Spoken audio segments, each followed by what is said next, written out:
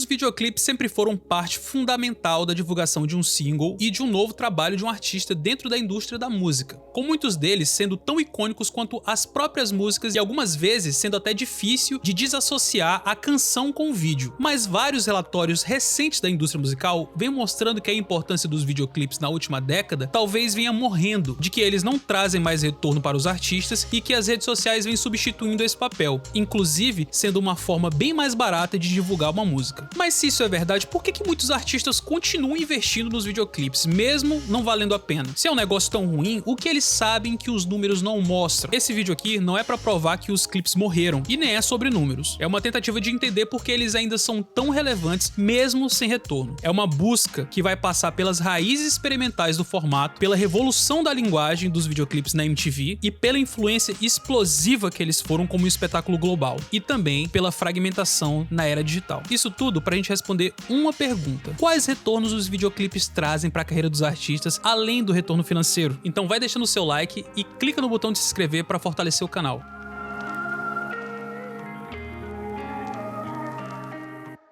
Para entender o panorama atual, primeiro a gente tem que entender como tudo começou, né? E desde os primórdios do cinema, já se buscava fundir som e imagem. Logo no início, como todo mundo sabe, o cinema era mudo. Embora muitas vezes até pudesse ter orquestras tocando nos cinemas para acompanhar os filmes, não existia um som sincronizado. Mas isso logo mudou com tecnologias como o cronofone, no início do ano de 1900, que foi a primeira tentativa de tentar casar um som gravado com uma projeção visual. Com a chegada de filmes falados, como foi o caso de O Cantor de Jazz de 1927, o cinema pela primeira vez solidificou esse elo entre o movimento e o som. E nas décadas seguintes, com espetáculos animados e os números musicais nos filmes, como nas produções da Disney, o cinema começou também a brincar com a ideia de que a imagem podia dançar junto com a música, intensificando a relação entre a música e a narrativa visual. Mas obviamente nenhum desses exemplos históricos eram videoclipes da forma como a gente conhece. Na verdade, eram mais filmes com canções ou cenas musicais inseridas para tornar a narrativa um pouco maior.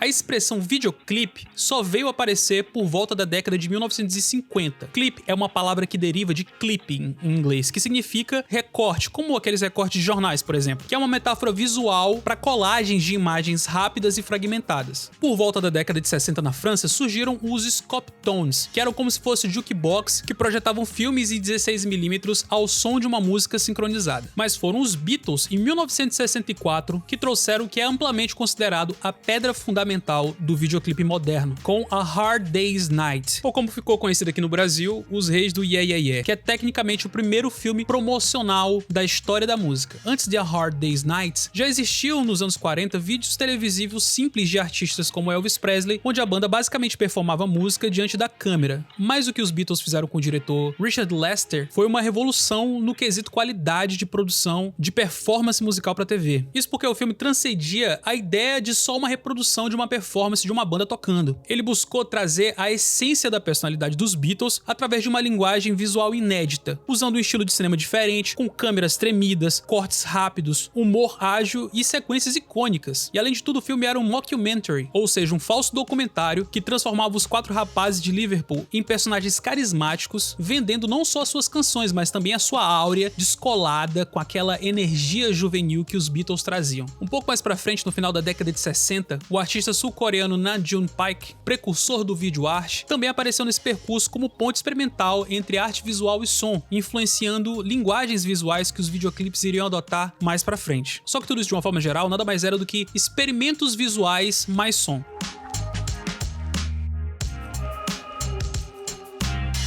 As coisas foram mudar mesmo de uma forma drástica em 1975 com o videoclipe de Bohemian Rhapsody do Queen, que é apontado muitas vezes como um dos primeiros a adotar a estrutura mais próxima do que a gente conhece hoje como videoclipe. E ele existe porque na primeira metade dos anos 70, os clipes promocionais já eram uma ferramenta estabelecida, especialmente no programa britânico Top of the Pops. O que rolava era que bandas que não podiam se apresentar ao vivo, ou por estarem em turnê, ou por estarem fora do país, por algum compromisso, enviavam um clipe. Mas Mas na real, a maioria desses vídeos era muito simples, né? Era nada mais do que as bandas performando a música em um estúdio vazio, com iluminação básica e alguns efeitos simples. Não tinham nada de artísticos. E aí então o Queen chega com os dois pés na porta, com um clipe de uma música de quase 6 minutos, dirigido pelo Bruce Gowers, mudando tudo isso. A banda não conseguia tocar a música por ser complexa demais ao vivo no programa e se recusou a dublar, mas ao mesmo tempo eles não queriam algo que fosse sem graça, queriam uma coisa que fosse completamente diferente. E aí a partir disso, ao invés de tentar simular um show ou uma sessão de estúdio, o vídeo abraçou uma artificialidade, usando de efeitos visuais inovadores para criar um mundo visual que correspondesse à ambição e à excentricidade da música. O vídeo foi todo editado para se sincronizar perfeitamente com a estrutura de ópera da música, com transições bruscas da balada de piano para sessão operística e depois por hard rock, que foram muito bem acentuadas por mudanças dramáticas de iluminação, enquadramento e efeitos, fazendo do vídeo uma experiência audiovisual integrada. E além disso, o clipe capturou a teatralidade comum do Queen, especialmente a interpretação do Freddie Mercury, com muito close dramático e uma estética que transformou o clipe em um evento, sendo muito mais do que só uma ferramenta de promoção. O Queen mostrou com Bohemian Rhapsody que um clipe poderia ser muito mais do que uma simples gravação de uma performance. Eles foram muito ambiciosos, trazendo uma obra de arte própria com uma extensão visual que trazia inclusive mais camadas e mais significado dramático para a música. É tanto que quando a MTV foi lançada, no início da década de 80, Bohemian Rhapsody estava lá no catálogo inaugural, servindo como um farol que mostrava para as novas gerações de artistas e para os diretores que era possível, dentro daquele formato de 3 a 5 minutos, criar uma nova linguagem artística. Bohemian Rhapsody foi o clipe que provou que uma música poderia ter uma imagem tão poderosa e memorável quanto a melodia e uma letra. Por isso ele é frequentemente considerado como o primeiro videoclipe moderno da nova era da música, ou o clipe que previu a MTV.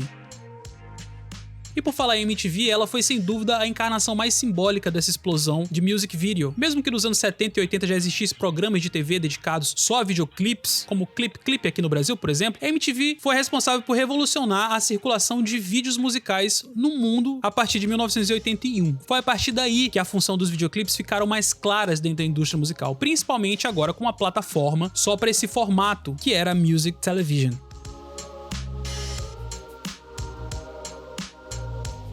Pensa no videoclipe como se ele fosse um comercial de luxo. Desde o começo, ele nunca foi só uma obra artística, ele sempre carregou uma função publicitária bem clara, que era vender a música. Com a TV consolidada como meio de comunicação em massa e os artistas precisando aparecer, foi basicamente juntar a fome com a vontade de comer. Dentro do mercado musical, a lógica era como qualquer outro comercial, onde o clipe criava uma imagem, uma atmosfera e desejo. Como nesses casos que a gente falou agora há pouco, dos Beatles lançando filmes promocionais na década de 60, ou com o Queen lançando Bohemian Rhapsody em 75, a intenção geral não era só mostrar a música, mas era também projetar um estilo, uma identidade visual que fixasse o artista no imaginário popular. Cada enquadramento, cada corte funcionava como se fosse um convite para o espectador comprar o disco ou para ir pro show e entrar nesse universo. E com a MTV chegando, o videoclipe criou praticamente a principal engrenagem de marketing da indústria musical. O primeiro videoclipe que foi exibido no canal foi o de Video Killed the Radio Star, da banda The Buggles, de que no nome já trazia uma mensagem de que a era em que o rádio bastava tinha acabado, agora a música precisava de imagem para ser vendida, inaugurando assim uma era em que os clipes musicais deixavam de ser só complementos e se tornavam peças centrais da cultura pop. Nesse período aí o Michael Jackson brilhou, né? Porque o clipe de Thriller não só ajudou a vender milhões de discos, como transformou o álbum em um fenômeno cultural global. E eu acho que a gente pode dizer que talvez ele tenha sido uma das pessoas que mais entendeu e mais se beneficiou desse novo sistema. Os clipes do Michael eram verdadeiras campanhas publicitárias, com roteiro, figurino, efeitos especiais e até making-off. E aí, por 2 décadas, a MTV foi a curadora onipresente ditando tendências e criando ídolos. Mas com o boom da internet no início dos anos 2000, a era de ouro do canal chegou ao fim. Não que a internet tivesse matado o videoclipe, muito pelo contrário, ela democratizou os videoclipes radicalmente. Com o YouTube lançado em 2005, qualquer pessoa com uma câmera poderia, em tese, competir pela atenção do mundo. E aí o poder da MTV, que decidia o que ia ao ar ou não, foi transferido para o algoritmo e para o público. Os artistas já não precisavam mais da aprovação de um canal de TV ou de um programa para lançar um clipe. Eles podiam simplesmente subir um vídeo diretamente para os seus fãs, inclusive a um custo infinitamente menor. E essa democratização trazida pela internet criou uma explosão de criatividade e acessibilidade, porque os clipes antes que eram produtos caros de estúdio tornaram-se um formato ágil e divertido. A partir daí surgiram vídeos virais, clipes caseiros e uma nova geração de artistas que nasceram diretamente da plataforma, como é o caso do Justin Bieber, por exemplo.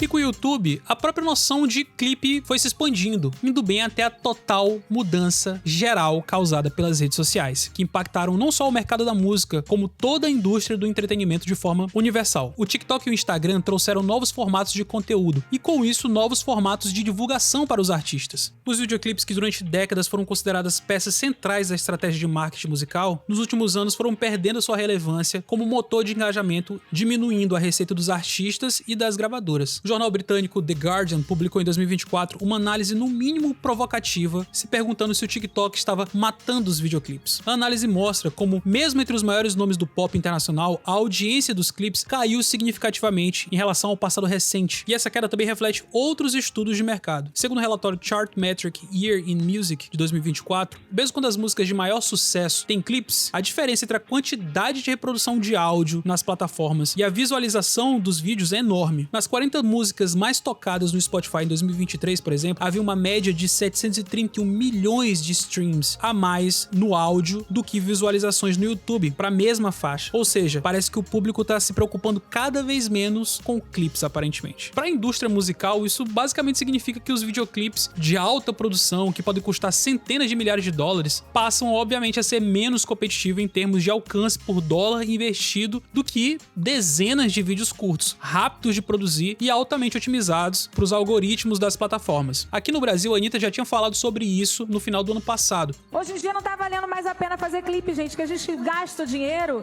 e ninguém assiste. E aí a gente tem que convencer todo mundo de botar o dinheiro no clipe, porque ninguém vai assistir, a gente não vai ter o retorno do dinheiro que a gente gastou. É uma coisa de louco. Então, pra gente fazer um clipe bom, a gente tem que estar querendo mesmo, porque a gente vai gastar esse dinheiro que vai sair e nunca mais vai voltar.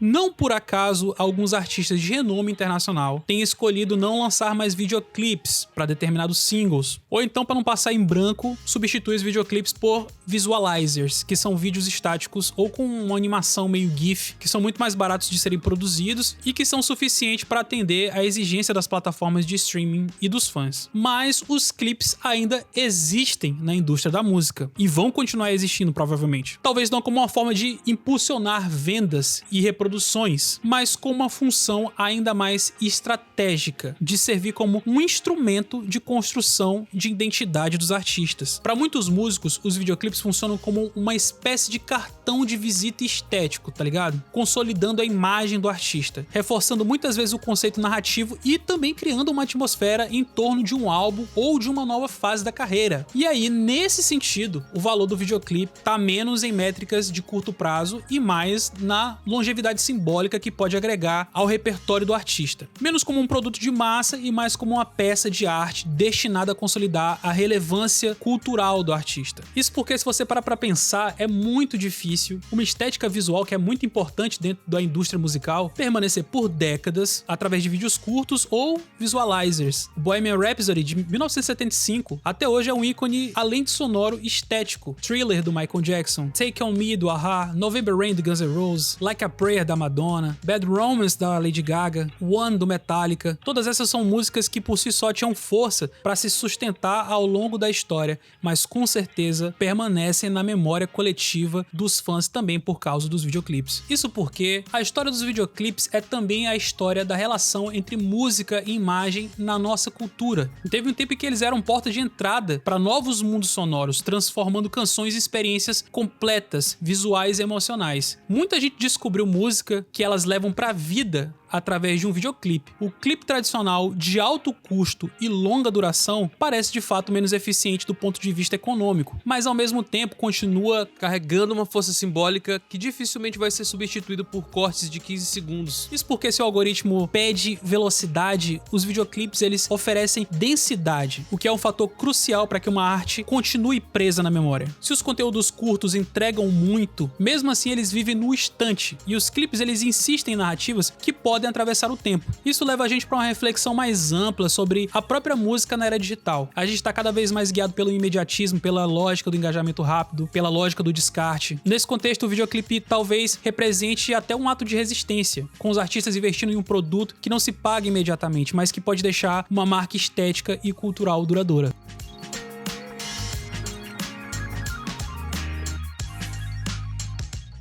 Será que os videoclipes ainda têm espaço para marcar novas épocas da música? Será que eles ainda vão servir como ferramentas que ditam tendências? Início de novas eras musicais para os artistas? Ou será que em algum ponto vão ser substituídos totalmente pelos vídeos curtos, sobrevivendo só na memória de quem viveu o seu auge? Muito obrigado mais uma vez a quem chegou até aqui. Se você gostou desse vídeo, peço mais uma vez que você deixe o seu like, compartilhe com alguém se você achar que esse conteúdo é importante, se inscreve no canal para apoiar e ajudar a gente a crescer. Um grande abraço e até mais.